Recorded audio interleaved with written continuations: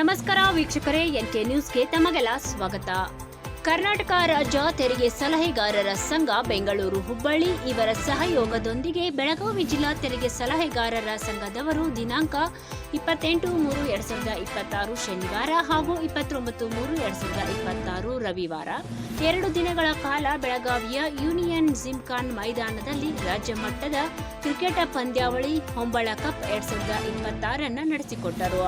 ಎಲ್ಲ ಜಿಲ್ಲೆಗಳಿಂದ 14 ಟೀಮ್ನವರು ಭಾಗವಹಿಸಿದ್ದರು. ದಿನಾಂಕ 28/3/2026 ರಂದು ಪಂದ್ಯಾವಳಿ ಉದ್ಘಾಟನೆಗೊಂಡಿತು. ಮುಖ್ಯ ಅತಿಥಿಗಳಾಗಿ ಶ್ರೀ ನಾರಾಯಣ್ ಭರ್ಮನಿ, ಡಿಸಿಪಿ ಬೆಳಗಾವಿ, ಕರ್ನಾಟಕ ರಾಜ್ಯ ತೆರಿಗೆ ಸಲಹೆಗಾರರ ಸಂಘದ ಗೌರವ ಅಧ್ಯಕ್ಷರಾದ ಶ್ರೀ ಎಸ್ ನಂಜುಂಡ ಪ್ರಸಾದ್, ಕಾರ್ಯಾಧ್ಯಕ್ಷರಾದ ಶ್ರೀ ವಿಷ್ಣು ತೀರ್ಥ ಜಮಖಂಡಿ, ಪ್ರಧಾನ ಕಾರ್ಯದರ್ಶಿಗಳಾದ ಶ್ರೀ ಮುಕುಂದ ಪೋತ್ನೀಸ್, ಬೆಳಗಾವಿ ವಲಯದ ಉಪಾಧ್ಯಕ್ಷರಾದ ಶ್ರೀ ಮಹಾಂತೇಶ್ ದಾಡಿಗುಂಡಿ ಹಾಗೂ ಎಐಎಫ್ಟಿಪಿ ದಕ್ಷಿಣ ವಲಯದ ಉಪಾಧ್ಯಕ್ಷರಾದ ಶ್ರೀ ಡಿಎಂ ಭಟ್ಟದ್ ಆಗಮಿಸಿದ್ದರು. ಪಂದ್ಯಾವಳಿಯಲ್ಲಿ ಪ್ರಥಮ ಬಹುಮಾನವನ್ನ ಧಾರವಾಡ ಜಿಲ್ಲಾ ತಂಡ ಪಡೆದುಕೊಂಡಿದ್ದು, ದ್ವಿತೀಯ ಬಹುಮಾನವನ್ನ ಬೆಳಗಾವಿ ಜಿಲ್ಲೆ ಪಡೆದುಕೊಂಡಿತು. ರಾಜ್ಯದ ಎಲ್ಲಾ ಜಿಲ್ಲೆಗಳಿಂದ ಹೆಚ್ಚಿನ ಸಂಖ್ಯೆಯಲ್ಲಿ ಸದಸ್ಯರೆಲ್ಲರೂ ಭಾಗವಹಿಸಿ ಕ್ರಿಕೆಟ್ ಪಂದ್ಯಾವಳಿಯನ್ನ ಯಶಸ್ವಿಗೊಳಿಸಿದರು.